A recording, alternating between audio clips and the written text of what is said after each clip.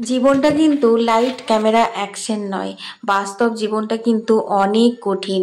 তাই খুব সতর্কভাবে প্রত্যেকটি পা কিন্তু ফেলতে হয় আমাদের সবাইকে।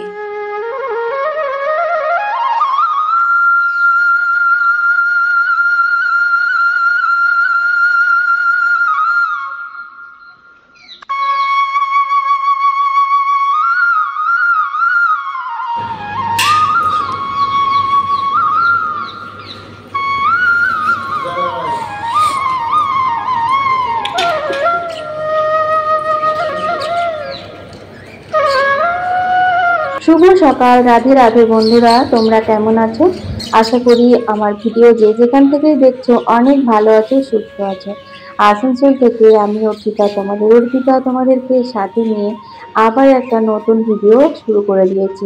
আজকে হচ্ছে রবিবার, আর রবিবার মানেই তোমরা তো জানো যে লাল ঝোল, হাজার রকমের মাছ মাংস দিয়েই আমি ব্লগটা করি, মানে আমার দিনটাই কাটাই। কিন্তু আজ একদম অন্যরকম ভাবে আমার দিনটা কেটেছে। তো সম্পূর্ণ ভিডিওটা দেখো, আশা করি তোমাদের অনেক ভালো লাগবে। তো এখন সকাল সকাল দেখতেই পাচ্ছ দড়ি বালতি নিয়ে চলে এসেছি হচ্ছে কোপারে জল তুলতে। তুলে পরে এখানে দাঁড় করাবে।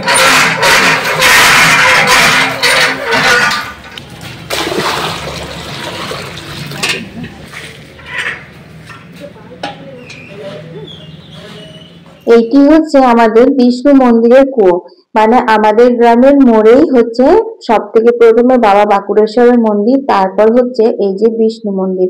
অত্যন্ত প্রাচীন মন্দির। আর বিষ্ণু সেবার ব্লগ কিন্তু আমি এর আগেও অনেকবার দিয়েছি। মোটামুটি 2 থেকে আড়াই মাস, মানে 71 দিন পর পর কিন্তু আমাদের ঠাকুর সেবা করে। হ্যাঁ হ্যাঁ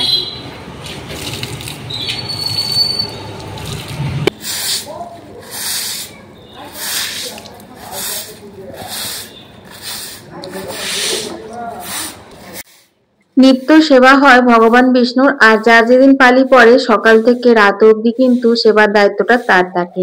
তো সব থেকে প্রথমে বিষ্ণু মন্দির ধোয়া। তো ভেতরে যে মন্দিরটা রয়েছে, মানে নাট মন্দির যেটা, সেটাতে ঝাঁটা দেওয়া চলে না, তো সেখানে হাত দিয়ে বা কাপড় দিয়ে ধুয়ে দিয়েছি। তারপরে এই যে বাইরেগুলো, এইগুলো সমস্ত জল ঢেলে ঝাঁটা দিয়ে এখন ধুয়ে দেবো।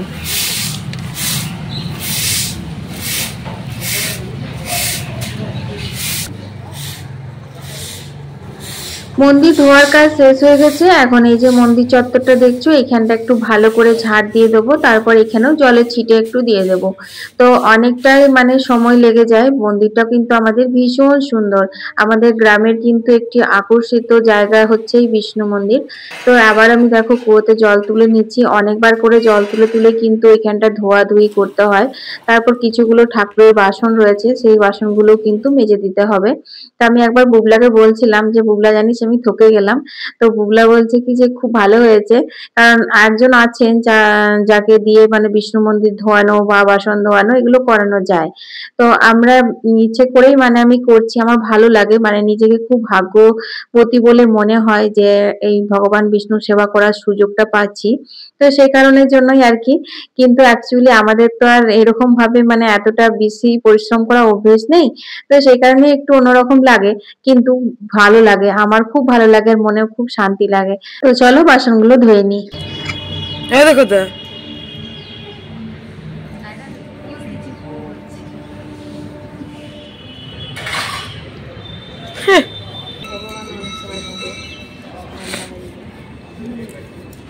তো বুবলাকে তো তোমরা জানোই ও কতটা পশু প্রেমী। তো কুকুর বেড়াল ভীষণ পছন্দ করে, ওর খুব ইচ্ছা আছে একটা বাড়িতে কুকুর আনার, কিন্তু ওর বাবা একদমই পারমিশন দিচ্ছে না। কারণ এই পাখি কুকুর বেড়াল গুলো যখন আমরা রাখি, তখন যখন তারা মরে যায় বা উড়ে চলে যাচ্ছে, তখন ভীষণ কান্নাকাটি করে বুবলা। আর বাড়িতে না যেন মনে হয় কি একটা হয়ে গেল, খুব খারাপ লাগে। তো সে কারণের জন্য ওর বাবা একদমই পারমিশন দিচ্ছে না। আর ও দেখে এসেছে কোথায় কুকুর বাচ্চা দিচ্ছে, কোথায় কি, মানে খবর নিয়ে রেখেছে আর কি। এমনকি জানো তো, টিউশন যায় সেখানে শুদ্ধ কয়েকটা বিড়াল বন্ধু করেছে, কুকুর বন্ধু করেছে, যেগুলো ও যাওয়ার সাথে সাথে লেজ লড়াতে লড়াতে চলে আসে। ও বাবা এসে আমাকে বাড়িতে বলছে, জানো এরকম এরকম রাস্তার কুকুর বেড়াল গুলোকে বন্ধু করছে, কখন কামড়ে দেবে কখন কি করবে তার ঠিক নেই। সত্যি কথা বলতে আমার খুব চিন্তাও হয় জানো তো বুবলাকে নিয়ে, কিন্তু কি করব বলো, ও একদম কথা শুনে না। ওর এত মানে কুকুর বেড়ালের নেশা যে কি বলবো। যাই হোক, চলো তোমাদের সাথে গল্প করতে করতে মন্দিরের কাজ আমার কমপ্লিট। এখন রয়েছে বাড়িতে প্রচুর কাজ, যেগুলো এখন আমাকে করতে হবে।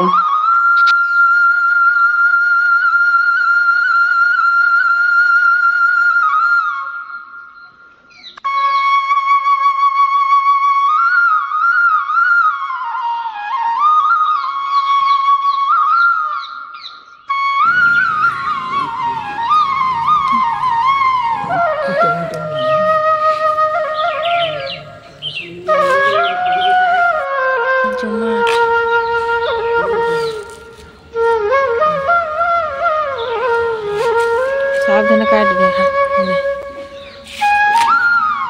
বুবলাকে আর বুবলার বাবাকে টিফিন দিয়ে দিলাম এসে পরে। এখন বাজে হচ্ছে তোমার ওই 7:30 বা 7:45 মতো। তার মাঝখানে আমাদের কাজের বউ একবার ঘুরে চলে গেছে, যেহেতু আমি ছিলাম না। মা বলছে যে আমি কি করব না করব, ওকে তো সমস্ত কিছু জোগাড় করে দিতে হয়, তবে তো তোমার সমস্ত কাজ করে। তো সেই জন্য এসে পরে দেখো না, তাড়াহুড়ো করে আমি আবার কাজে লেগে পড়েছি। আর আমি আসার সাথে সাথে ও কিন্তু চলে এলো দুটো বাড়িতে কাজ করে। তারপরে এই উঠোনটা ধুয়ে দিয়েছি, এখন ঘরগুলো তোমার আমি ঝাড় দিয়ে দেবো, তারপরে ও মুছে দেবে। আর এখন ও বাসনগুলো ধুচ্ছে।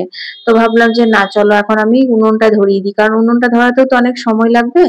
আর হ্যাঁ বন্ধুরা, এই বিষ্ণু ভোগ বলো বা মা লক্ষ্মীর ভোগ বলো, এগুলো আমাদের উনুনেই করে, মা বরাবর করে এসেছে। গ্যাসেও করা চলে, কিন্তু সেই গ্যাসে করতে হবে যে গ্যাসে 12 মাস রান্না হয় না। মানে আঁশ এঁঠো যেসব গ্যাসগুলো রান্না করি আমরা 12 মাস, সেখানে কিন্তু ঠাকুরের ভোগ একদমই করা চলে না।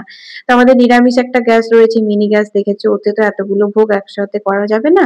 তো ওটাও লাগে, কারণ আগে দুটো উনুন ধরতো। তোমরা হয়তো আমার পুরোনো ব্লগ গুলো দেখলে জানতে পারবে, মানে যারা দেখেছো তারা জানো, আর যারা দেখোনি তারা দেখে নিতে পারো। পুরোনো ব্লগ গুলোতে কিন্তু আমি দুটো করে উনুন ধরাতাম ভোগের দিনে। তো সেই দুটো উনুনের বদলে এখন একটা ধরাই আর একটা মিনি গ্যাসে চলে যায় আর কি।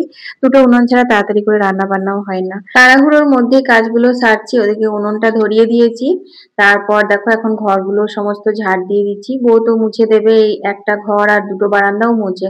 বাকি রান্নাঘর, ঠাকুর ঘর, তারপর ওইদিকে মায়ের ঘরটা, মানে যেটা আমাদের ভাড়ার ঘর আর কি, সেগুলো সমস্ত কিছু আমিই মুছবো। তো ওগুলো এখন মোছা বাকি আছে। তো এদিকে দেখো উনুনটা ধরে গেছে, উনুনটা আমি ওই ঘরে ঢুকিয়ে দিই। আর ঘরের ঠাকুরের বাসনগুলো ধুয়ে দিলাম, ওগুলো মা বললো তুই আজকে ধুয়ে দে, আমি স্নান করতে যাব, দেরি হয়ে যাবে না হলে। তো সেই কারণে আর কি ধুয়ে দিলাম। তো চলো এবার আমি বাকি কাজগুলো সব সেরে নেবো।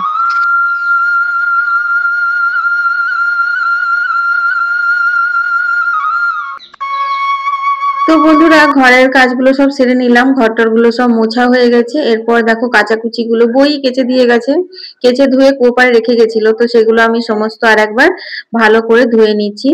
আর ওই দেখি দেখো মা ভোগের জল চাপিয়েছিল, তো সেইখানে দেখছে কিছু মানে পড়ে আছে কালো কালো। তো কি পড়েছিল বোঝা যাচ্ছিল না, তো বলছে যে দেখ ওইটা কি আর দেওয়া যাবে, গরমও হয়ে গেছে। আমি বললাম ঠিক আছে ফেলে দাও, কি আছে, এখন তো এই সবে সকালবেলা, অতটাও দেরি হবে না। তো সেটাই আর কি ফেলে দিচ্ছে।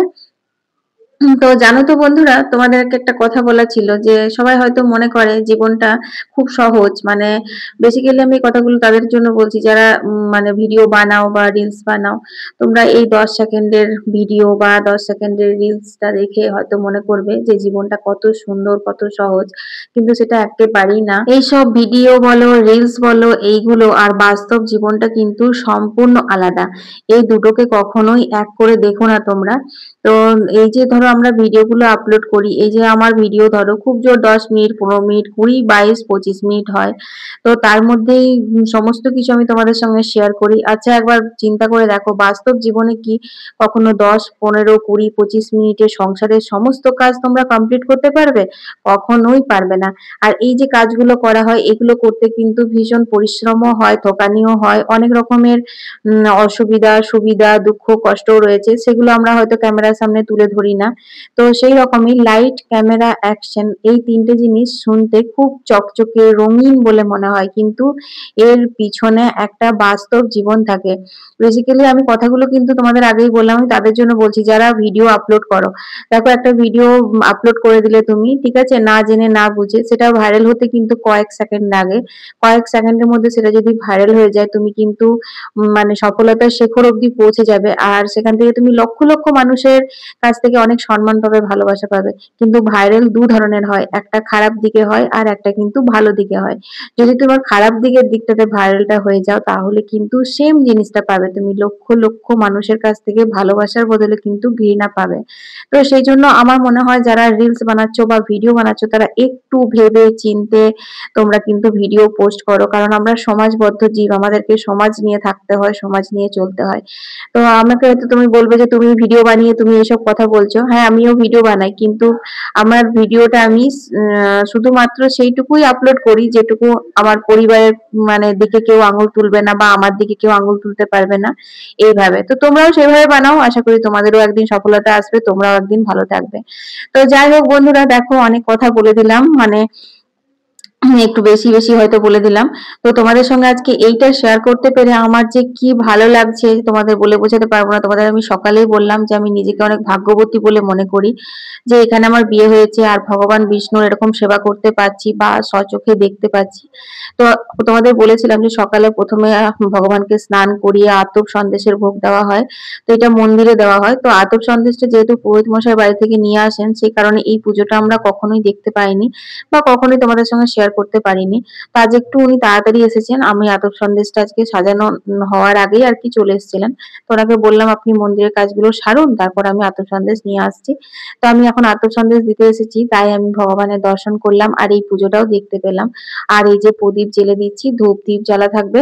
তো এই প্রদীপটা কিন্তু তোমাদের আমি আগেও বলেছি, আমি এই পুজো করার সময় প্রদীপ জ্বালি, আর এই প্রদীপটা কিন্তু সন্ধে পর্যন্ত আমার জ্বলে। আমি প্রতিবারই এসে দেখি যে প্রদীপটা জ্বলছে, কোনোবারও এরকম দেখিনি যে প্রদীপটা নিভে গেছে বা ঠান্ডা হয়ে গেছে। আবার যদি ঠান্ডা হয়ে যায় তাতেও কিন্তু কোনো ক্ষতি নেই। এবার হয়তো আমার এই গ্রামেরও অনেক মানুষ হয়তো ভিডিওটা দেখছে, তাদের যদি নিভে থাকে বা ঠান্ডা হয়ে থাকে তারা হয়তো মনে করবে তাহলে কি আমাদের কিছু অমঙ্গল হয়ে যাবে। না না, একদম না, কারণ আমাদের তো নিয়মই হচ্ছে পুজো করার সময় একবার প্রদীপ জ্বালানো হয় আর একবার সন্ধ্যেবেলাতে সন্ধ্যা দিতে আসার সময় প্রদীপ জ্বালানো হয়। সেই কারণে মানে জাস্ট আমি এটা বললাম, আমি যেটা দেখেছি, আমার দাম যেটা মানে উপলব্ধি করতে পেরেছি সেটাই আর কি তোমাদের সঙ্গে শেয়ার করলাম। তো দেখো ঘরের পুজোটাও আমি সাজিয়ে নিয়েছি, ততক্ষণে কিন্তু ঠাকুরকে ঘরে নিয়ে আসা হয়ে গেছে আর এবার কিন্তু ঠাকুরের ভোগ দেওয়া হবে। তো জানো তো বন্ধুরা, আমরা না সত্যি নিজেরা বেকারই এত চিন্তা করি আর মানে শুধু শুধুই ভাবনা চিন্তা করে বসে থাকি আগের থেকেই। তো ভগবান যেটা চায় সেটাই হয়। তো তোমরা দেখতে পাচ্ছ আমরা ক্ষীর খিচুড়ি ভাজাভুজি চাটনি এসবের কিন্তু ভোগ দিয়েছি। তো তোমরা তো আমার আগের ভিডিওতে দেখেছো ঠাকুরের কিন্তু অন্নভোগ হয়, 9 তরকারি অন্নভোগ, তো সেটাই আমাদের হবার কথা। কিন্তু যেহেতু কার্তিক মাস পৌষ মাস এগুলোতে ঠাকুরকে ক্ষীর খিচুড়ির ভোগ দেওয়া হয়। তো মা প্রথম দিনই বলেছিল যে কার্তিক মাসে এবছর পড়েছে তাহলে পরে ক্ষীর খিচুড়ির ভোগ দেবো। তো যেহেতু বুবলা বাবা ওরা খিচুড়িটা একদম খেতে পছন্দ করে না, তো সেই কারণে আর চাপ দিয়ে কিছু বলাও হলো না। তো মা বললো ঠিক আছে তাহলে ভাতেরই ভোগ করে দেবো। তো তারপর আমাকে 2-3 দিন ধরে অনেকজনা বলছে যে কার্তিক মাসে পড়েছে তোমার ঠাকুর সেবা, তাহলে তো বোধহয় ক্ষীর খিচুড়ি করবে। তো আজকে সকালেও মন্দির ধুয়ে আসলাম, তখন এক দিদি ভাই বললো যে তাহলে কার্তিক মাস তাহলে ক্ষীর খিচুড়ি হবে। তাই বললাম না অন্নভোগ হবে। তখন বলছে দিদি ভাই যে একটু বাটিতে করে তাহলে ঠাকুরের মতো বসিয়ে দিও ক্ষীর খিচুড়ি। তো সেটা বলার পর আমার কিরকম একটা মনটা লাগলো না, মাকে এসে বললাম। তো মা বলছে আমি তো আগেই বললাম কার্তিক মাসে অনেকেই দেয় ক্ষীর খিচুড়ি। তো তখন বুবলা আর বুবলার বাবা দুজনেই ছিল উঠোনে, ওরা বলছে হ্যাঁ ঠাকুরের নিয়ম তোরা ওটা কেন হবে না, ওটাই হবে। তো সে কারণে আমাদের দেখো ক্ষীর খিচুড়ির ভোগ দেওয়া হয়েছে।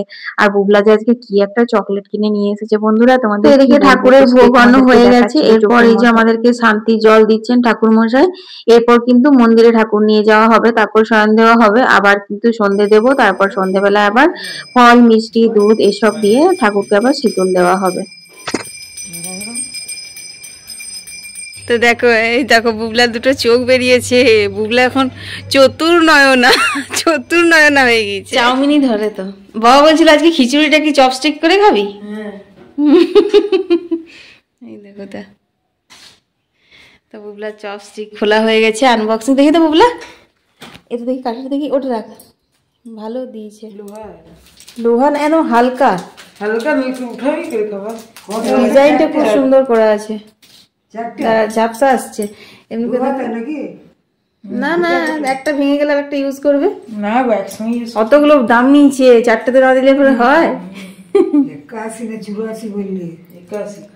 81 রুপিস চারটে চপস্টিকের দাম।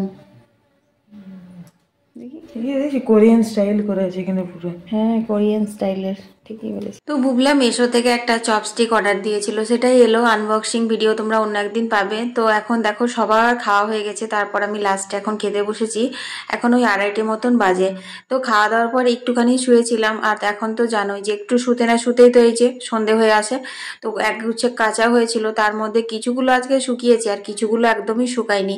যেগুলো মোটা মোটা বুবলার বাবার জামা প্যান্ট, তারপর ওই যে সোয়েটার টোয়েটার, এগুলো না শুকায়নি। তো ওগুলো ঘরে মেলে দেবো, কারণ এখন তো আবার শিশির পড়ছে, শিশিরে তো আরো বেশি ভেজা ভেজা হয়ে যাবে। তো আর যেগুলো শুকিয়েছে সেগুলো আমি ভাঁজ করে নিচ্ছি। তো বুবলা বলছে, মামি তুমি আজকে উঠোনেই ভাঁজ করে নিচ্ছ? আমি বললাম হ্যাঁ, কারণ অন্যদিন তো সন্ধে দেওয়ার পর ভাঁজ করি, আজকে সন্ধে দেওয়ার পর আরো অনেক এক্সট্রা কাজ রয়েছে। তো সেই কারণে একবারে ভাঁজ করে তারপর তুলে একদম আনলায় রেখে দেবো। তারপর 2 কাপ চা করলাম। বুবলার বাবাকে জিজ্ঞেস করলাম চা খাবে কিনা, ও বললো না চা খাবো না। তো ও তো দুধ আনতে বেরিয়ে গেছে সেতলের। আমি আর মা চা খেলাম, তারপর আলতা পরছি এখন। কালকেই ভেবেছিলাম আলতাটা পরবো, কাল একাদশী ছিল, কিন্তু কালকে আর হয়ে ওঠেনি, ভুলে গেছিলাম। তো সে কারণের জন্য আজকে একটু পরলাম। পুজো পাশার দিনে একটু আলতা না পরলে ভালো লাগে না, কিন্তু আমার সেই সময় একদম সন্ধ্যের আগেটাতেই হয়, কিছুতেই আগের থেকে হয় না, জানো তো। তো বন্ধুরা চলো, সন্ধে হয়ে গেল, 5টা 5 হয়ে গেছে। এবার সাইটারি ছাড়তে আর করতে সেই সন্ধেই হয়ে যাবে। তো সন্ধেটা দিয়ে নিই, মানে ঘরে সন্ধে দেবো, তারপর মন্দিরে সন্ধে দিয়ে আসবো, তারপর ঘরে এসে তোমার শীতলে জোগাড় করব। আর পনির আলুর তরকারি করব রাত্রে। আলুটা সেদ্ধ করে জল ঝরিয়ে রাখলাম। দেখি যদি কিছু ভাজাভুজি হয়, পকোড়া বা তোমার পাঁপড় টাপড় কিছু যদি ভাজলাম, তো ওগুলো ভাজার পর তারপর তরকারিটা করব। ওগুলো ভাজাভুজি যদি কিছু করার না থাকতো তাহলে তরকারিটা একবারে করেই নিতাম। তো চলো, একটুখানি শুয়েছিলাম, জাস্ট 15 মিনিট মতো চোখ লেগেছিল, মানে 15 মিনিট যে ঘুমিয়েছিলাম, একদম একটানা 15 মিনিট ঘুমিয়েছিলাম। তো সে কারণে ফ্রেশ লাগছে, অতটাও খারাপ লাগেনি, নাহলে প্রচুর থকানি লাগে। আর দুধ তো বুবলা বাবা নিয়ে এলো আজকে, যেহেতু রবিবার বুবলা বাবা বাড়িতে আছে, নাহলে আমি আর বুবলা যাই। বুবলারও তো এখন টিউশন থাকে, আমিই যাই। তো চলো, আর বকবক করবো না গো, সন্ধ্যাটা দিয়ে নিক আগে। তো বন্ধুরা আমার সন্ধে দেওয়া হয়ে গেছে। প্রথমে ঘরে সন্ধে জেলে তারপর আমি মন্দিরে সন্ধে দিয়ে এসেছি। তোমাদের সঙ্গে তো প্রত্যেক দিনই সন্ধে দেওয়া শেয়ার করি, আর আজকে আর শেয়ার করলাম না। কেন জানো? কারণ অনেক তাড়াহুড়ো করে আজকে ঘরের সন্ধেটা দিয়েছিলাম। তো ঘরে সন্ধে দিয়ে যদি মন্দিরে আমি, মানে ঘরে সন্ধে না দিয়ে যদি মন্দিরে সন্ধে দিতে যাই, তাহলে তো সন্ধে বাউড়ে যাবে, ঘরে অন্ধকার থাকবে ঠাকুর ঘর। আর ঘরে সন্ধে দিয়ে মন্দিরে যদি সন্ধে দিতে যাই তাহলে সেক্ষেত্রে অনেকটাই দেরি হয়ে যায়। তো সেই জন্য তাড়াহুড়ো করে ঘরে প্রদীপ ধূপটা জেলে শঙ্খ বাজিয়ে সন্ধে দেওয়া কমপ্লিট করে আর মন্দিরে গেছিলাম। সবকিছু মানে টাইম মতো হয়েছে, ঘরের সন্ধেটাও টাইম মতো হয়েছে, মন্দিরের সন্ধেটাও টাইম মতো হয়েছে। তারপর এখন এই যে এইসব ফল টলগুলো কেটে রাখছি। গোপুসোনাকে তো ফল মিষ্টি জল দিয়ে পরে তোমার শয়ন দেবো, তো গোপুসোনার জন্য সাজাচ্ছি, আর একবারে নারায়ণের জন্য সাজিয়ে নিচ্ছি। এই ফল মিষ্টি দুধ এইসব দিয়েই কিন্তু শীতলের ভোগ হবে। তো এখন সাজিয়ে রাখি, ঠাকুরমশাই নিজের সময় মতন আসবেন, তারপর শীতল দেওয়া হবে। তখন আর যাবো না, উনি আসবেন একবারে চাবি নিয়ে কিছু নিয়ে চলে যাবে। তো বন্ধুরা সব সাজিয়ে দিয়েছি, ঠাকুরমশাই তখন আসেননি, এখন 6:45 মতো বাজে। তো চলো এখন আমরা চাটা খেয়ে নিই একটুখানি, তারপর একটু দেখবো, একটা সিরিয়াল দেখি, যা বুঝলে মোবাইলে হটস্টারে একটা ভালো সিরিয়াল দেখি। তো সেই সিরিয়ালটা দেখবো, তারপর ভিডিও এডিট করা আছে, কারণ আজকের ভিডিওগুলো যদি আজকে এডিট করে কাল তোমাদের পোস্ট না করি, কাল আবার কার্তিক পুজো আছে, সন্ধ্যাবেলা একটু মন্দিরে যাব, ভিডিও করব, তোমাদের সঙ্গে শেয়ার করব। তো চলো।